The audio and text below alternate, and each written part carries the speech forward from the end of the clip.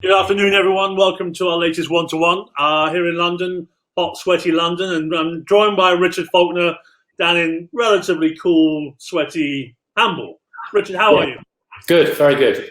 Yeah, There's a lot of day in Hamburg, the sun's out, and lots of people are using their boats on the river and out on Solent. brilliant. So, Richard, how's life been treating you in general? Pretty good. We're obviously, like everybody else in the world, involved in the sort of issues of navigating through the COVID situation. We did stop work here a little, pause work for 3 weeks at one stage. We're all back at work now, and we're running a split shift system in the workshops to make sure that we do the best we can to comply. Well, we comply the regulations, but the best we can for our staff and our customers as well. Sure. So the basic premise of our one-to-one series, Richard, is to try and get from people like yourselves who are at the sharp end of the market, running businesses and also driving, say, technology and innovation in the marketplace. What could we do better as an industry? And more importantly, what frustrates CEOs like yourself in the market and the things that fundamentals that need to change? How does that sound? Can you share a few opinions on that? Yes, of course. I mean, I think, one, positive maybe that's come from this is everybody's got used to using technology like the technology we're using now to discuss things and develop ideas around a table. Yeah. And people don't all have to arrive at the offices at the same time. They can do it remotely. That's been a big plus. We've pretty much signed all of our 2020 order book. The amount of value of orders since COVID started. We hadn't sold a boat until March, and all our sales. It actually, I think, has accelerated our sales position. Why do you think that is? I mean, clearly there's an appetite in the marketplace for boats, big boats. And I think we were discussing a big project for us. And we managed to sign it, get the contract signed on Easter Monday. And I think that process was accelerated. Personally, I think the guys at the other end hadn't got much to do because they were, in full lockdown and wanted to get on with it, basically. And then since then, we haven't had really many clients here, but we've done a lot on Zoom. Yeah, it's an interesting subject because I think what's clear is that if someone like a customer of yours or the actual end user of a big yacht is going through what they call this pandemic lockdown, in theory, they may have more time on their hands, as you quite suggested there. So the decision process, does that become more, let's say, collaborative, more fluid? Because they have the availability to make decisions. I think the Zoom, there's nothing like a face-to-face meeting. Yeah. And if you know that you can't have a face-to-face meeting, it's probably the second best is Zoom. You can get a feel for what, a strong feel for what people are thinking. It's a lot better than emails and definitely better than a phone conversation. And you can involve all the strategic players in the same meeting. Yes. And they can all chip in with their thoughts, and they can be discussed and closed off. And you can judge somebody's reaction. So do you think this is the way ahead? I think it's going to be strong. Yeah. It's going to be part of the tool. Yeah. And even when if you take all the quarantine stuff away, people aren't that keen on flying around at the moment. I wouldn't be in a big mood. Of course I'd do it, but I'd rather drive somewhere. Sure. Yeah. And I know, quite a few people have driven to meetings in the south of France rather than fly. And that's going to be on the radar for a little while, I think. Yeah. So going back into the last sort of, let's say, 24 months of our industry, and we've seen some interesting activity and lots of conversations about the marketplace. Let's go with the question: what is it that frustrates you about our industry? Probably getting through to the client directly. Yeah. You don't often get a chance to sit in front of the client, and I do think sometimes things are lost in translation, and there's a lot of backwards and forwards, and that would accelerate the process. But it's a process. A lot of the clients don't want to have face-to-face meetings for whatever reason, and you just have to judge the guys that they're using to communicate with you. Most of them are very professional and very good. Yeah. You do tend to go around in circles occasionally, but we're very fortunate that we've got some great orders, and we have had for the last number of years, and going forward, and the management teams are working with have been very good, I think. Yeah. I'm not particularly frustrated by anything. Definitely operationally, the crews could be more skilled and more careful with the boats. They're very high value items, the tenders. Yeah. And we see an element of misuse or lack of care, to be quite honest. Yeah, is that down to training, or is that just down to sort of the conditions they're using them in, or the way they approach the project? Yeah, it could be the crew aren't given time to properly look after them. Yeah. Training, is an issue overall, I think. Yeah. And it's definitely something that's frustrating when you've clearly delivered something that's very special to an owner, and the owner loves their boats, and what returns to us, or we go and have to do some warranty work or some maintenance work, doesn't look that well looked after, considering its value. Yeah, sure. Yeah, because these are sort of 7-figure numbers in some cases, aren't they? Yeah. It's a fairly important thing that these things have got a lifespan, and I've talked to other tender companies about that. Typically, a tender isn't changed that often. Correct. But a lot of care. Yeah. So how are Compass managing that process these days? At the moment, we haven't been asked to do. We've done one trip abroad since the relaxation of the rules, and we, in fairness, we haven't been asked to go and attend any of our boats. Yeah. A lot of it can be done remotely, and helping the crew, and we've got a dedicated person here that all she does is after sales stuff. Yeah. And so, clearly we can send spare parts to the crews, and they seem to be managing, on their own to maintain the boats. Yeah.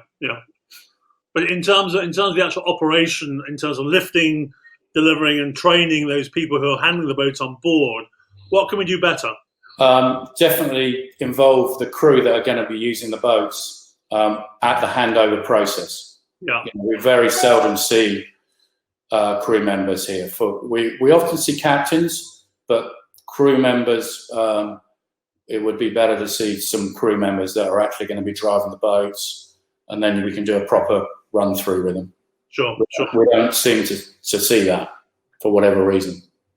Yeah, I think it's a fairly common situation where it's almost an afterthought to involve the crew in some of the decisions. And I think in some cases that's one thing I'd like to see change in the market, is how crew play their role in how the boats are run, how the boats are managed, how the boats are maintained, because that's their day-to-day job. And if they're not being prepared properly, or even sort of the collaborative process needs to be more joined up. Yeah, when that's not, I wouldn't say it's typical. I mean, for instance, yesterday we did the sea trials after a refit for Madame Goo, and crew member Brad came and did the sea trials, accepted the work we'd done on the refit, and he's been with Madame Goo since day one.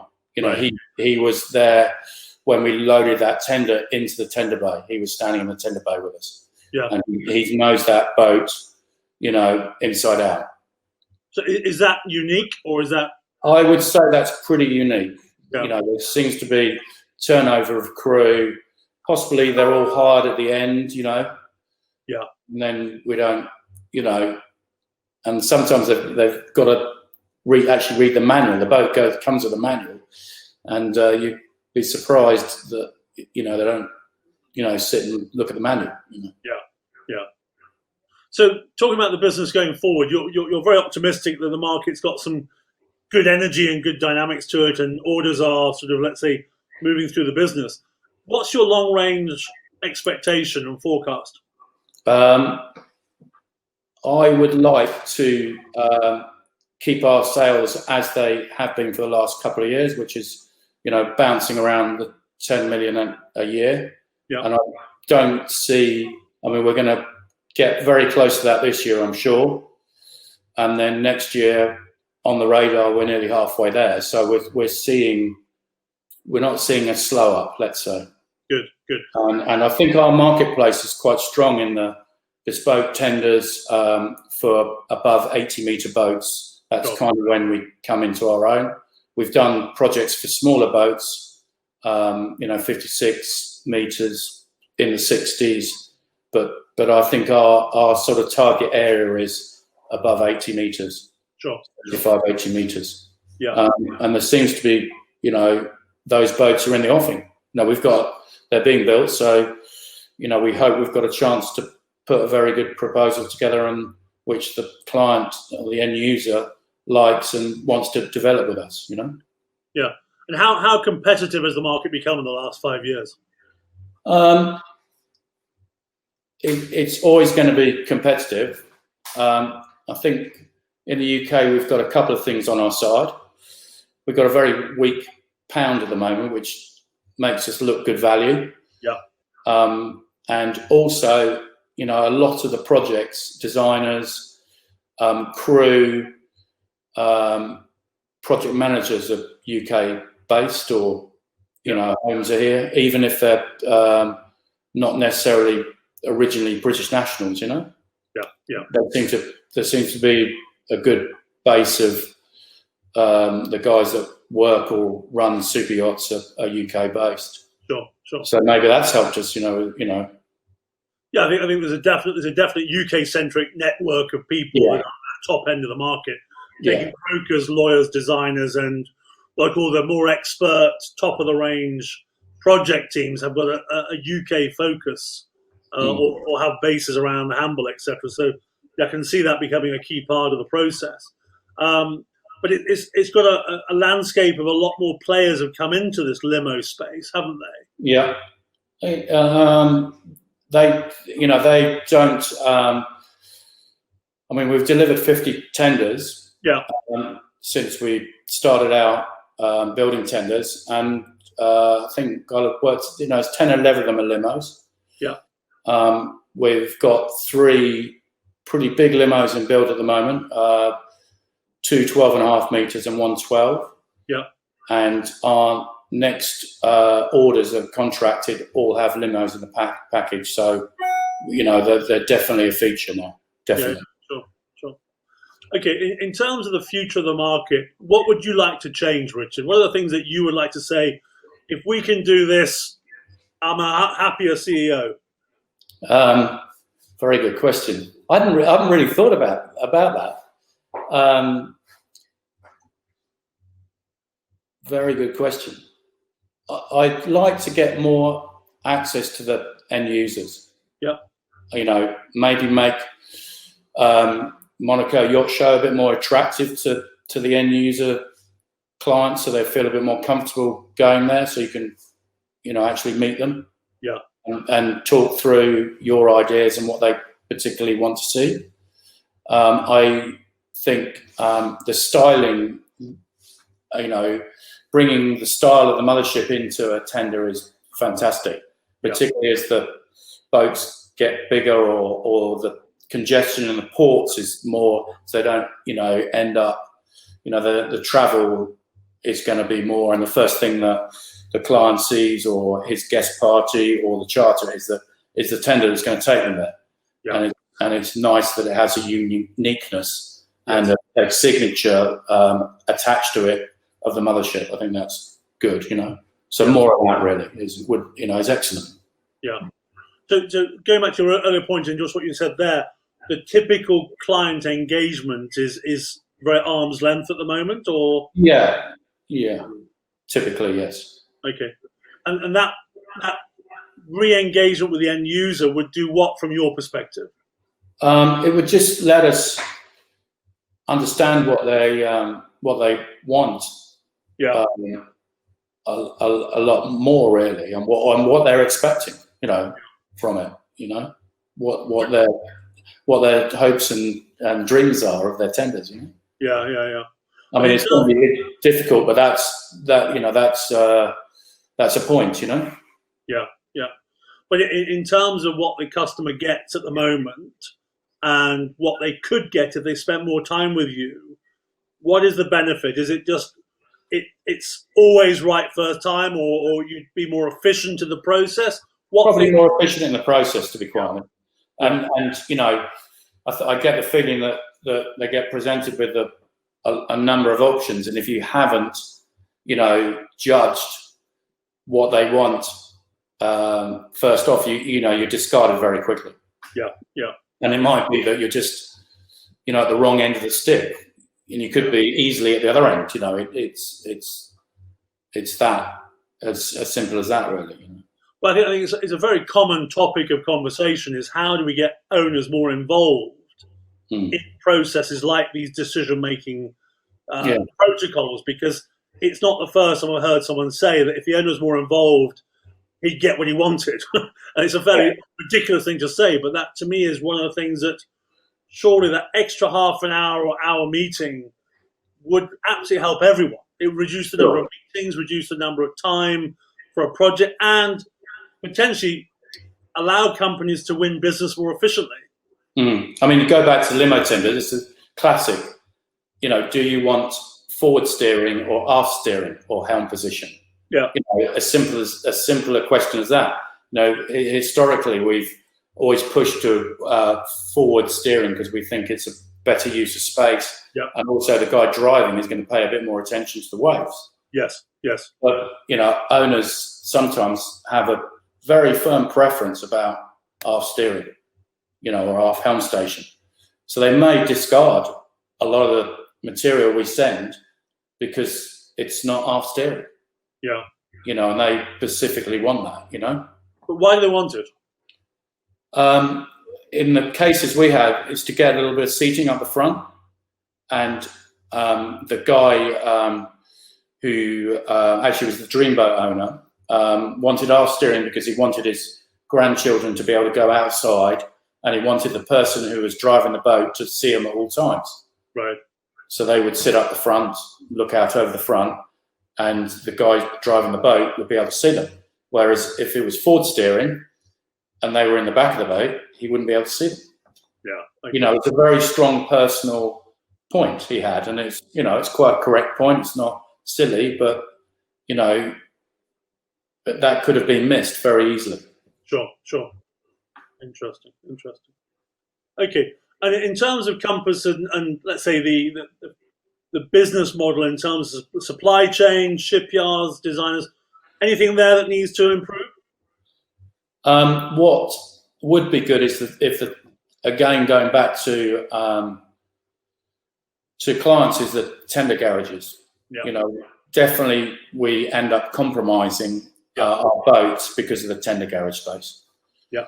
There's no doubt about that, and we tend to have to shoehorn things in, particularly limo tenders. But that's possibly shipyards it would appear are building a lot more on spec and getting quite into the build process before an owner arrives on the scene.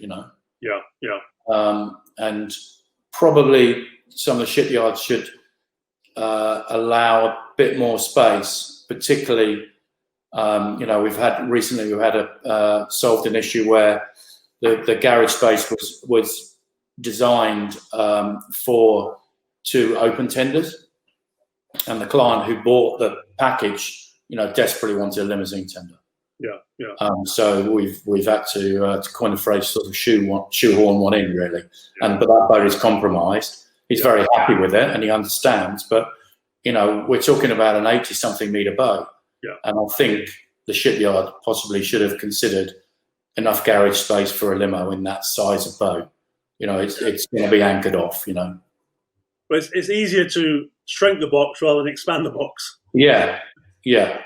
So it would make a lot more sense if, from the experience you have and all the other tender companies have, is to sort of at least take stock and say, let's make sure we have the maximum space available for a tender garage. Yeah. We can always reduce it. Yeah, and the crane beam's in the right place. Not compromising the cabin for a limousine tender, for instance. Yeah, because I think the point is that the lifting mechanisms and actually going back to crew handling, the safety and the actual damage issues that can be caused by a shoehorned limo in a small box, that's where the bumps and scratches come from. Well, they all fit, but what actually happens is, in reality, they go in nicely and that's that, but you don't have any room to maintain them. Can't open any of the hatches. You can crawl in them, just maybe open the engine hatch a clip so you can see inside.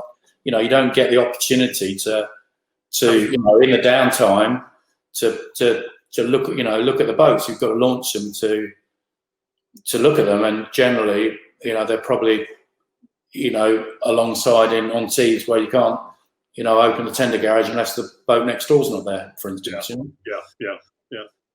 Interesting. You're a sailor as well, Richard. Yeah. How's the sailing world these days? Well, I should have been doing Cows Week this year, or this week actually, and that's been cancelled. So there's not much going on. I was going to enjoy a week sailing in France in Saint-Tropez after Monaco show, the Vol de Saint-Tropez, but that's looking like that's not going to happen. So the only sailing I'm getting in is watching my son sail his Optimist around. But interesting topic of conversation from my point is we both love sailing, but like the big yacht sailing market, what's your take on that at the moment? It's struggling a lot, and I don't really understand that. Well, clearly a lot of owners don't like heeling over, and that is quite synonymous with sailing. Boats heel over. Yeah. So there's an element of that. There's the race boat market is really tough. There's just nothing going on. I don't think many people have been that inspired, actually. Yeah. There's no. It doesn't seem like there's any inspiration to do it. Yeah. What about Auckland next year? Is that an inspirational thing, or is that just a? I mean, watching those boats is extremely inspirational. And there are. I've seen a smaller version of that boat racing in Lake Garda. I think it was like 3-man, or I just saw a little clip. So we might see that sort of thing, getting into more mainstream racing. Yeah. I don't know. It needs something. Yeah. The most prolific feat is a TP52 racing. Yeah. But that's really a blinkered type of sailing. It's windward leeward sailing, and a number of events that are pretty much the same every year. The offshore sailing scene, like races like the Fastnet Middle Sea Race, Caribbean 600, they're pretty, very well attended, but not. I don't see the big race campaigns anymore. No. The and the Ramblers, and they all seem very quiet.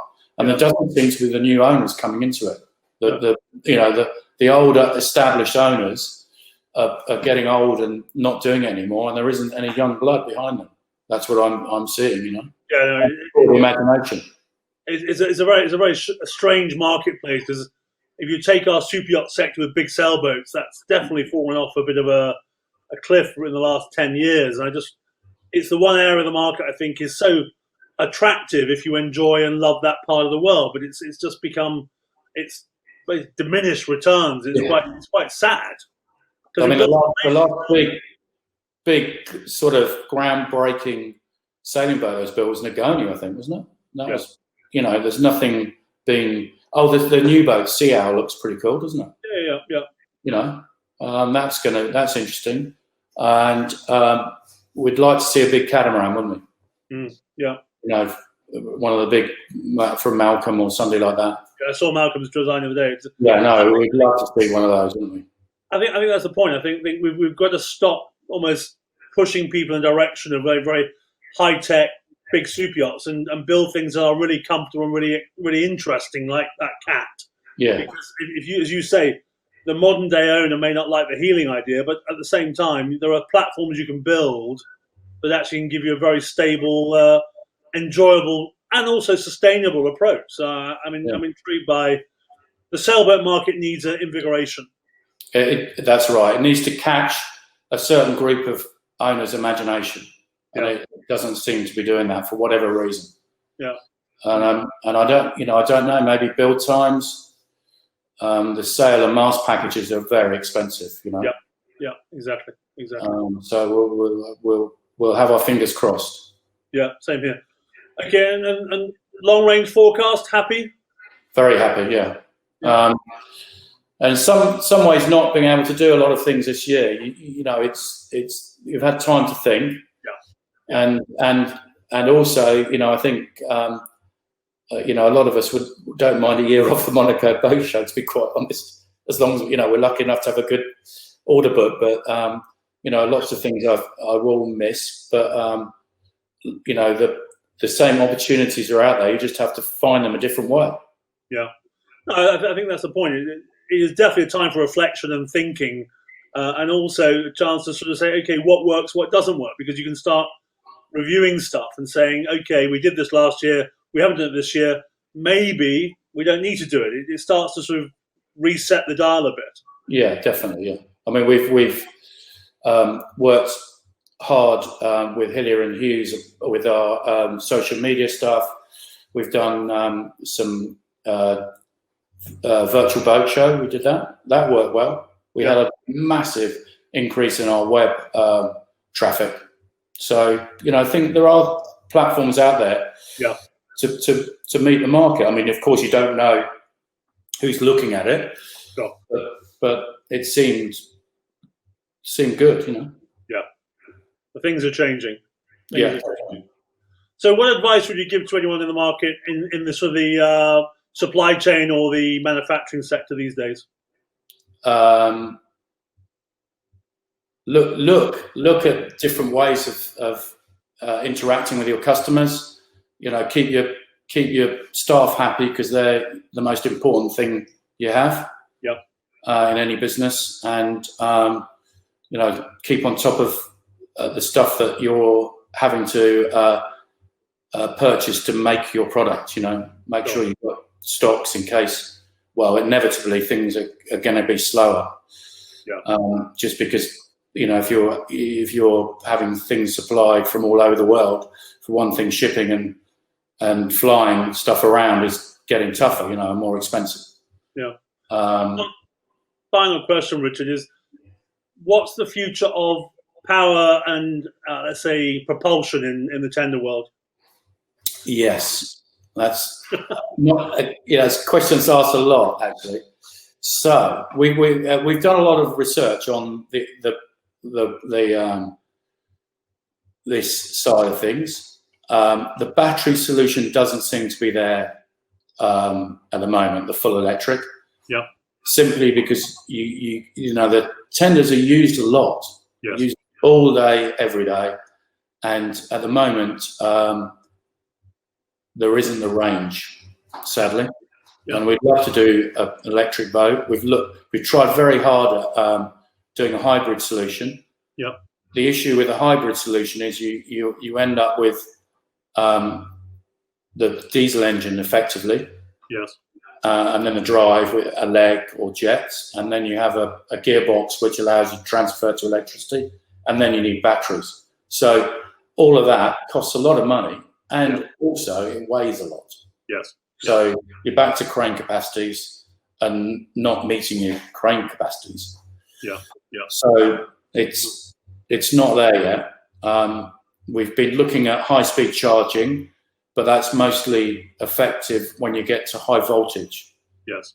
So I'm not sure a lot of our customers wouldn't be so keen on a carbon boat with 800 volts running through it, or potentially, and the cooling of the batteries. There's lots of things to think about. Yeah. Of course, we'd do a boat if somebody wanted one, but they would have to be very clear that they understand the limitations. But I think it's also the point is that I think with all this sort of current talk of electric and battery technology, it's an opportunity surely for a really excited, innovative owner to get involved in this sort of project, isn't it? Yeah, definitely. But R&D and finance the R&D of a very cool next gen type project. Yeah, and it's going to be interesting to see which actually pans out. It might not be batteries; it might be hydrogen. Yeah, exactly. We're busy doing the battery thing because that's what's in front of us. Yeah. And actually, I've got for my own motorboat, I've got a little rip, and I've got a torpedo battery outboard. It's brilliant. Yeah. But it lasts 45 minutes, and then you plug another battery in, and it lasts 45 minutes. Yeah. So you've in that day, you've got an hour and a half's use. Sure. And that's the limitation at the moment. Yeah. And the battery thing, you've got to make the power somehow. Yeah. And at the end of it, you've got to be able to change the batteries easily. Yeah. And what are you going to do with the batteries? How are you going to dispose of them? Exactly. So there's lots of bits of that jigsaw puzzle that, on the face of it, present questions. Yeah, of course. More questions than answers. Possibly, yes. Yeah. Yeah. Okay, Richard, thank you very much for your time. Real pleasure to catch up with you. I hope to see you soon. Good to talk. See you soon. All right, thanks a lot. Bye. Bye-bye.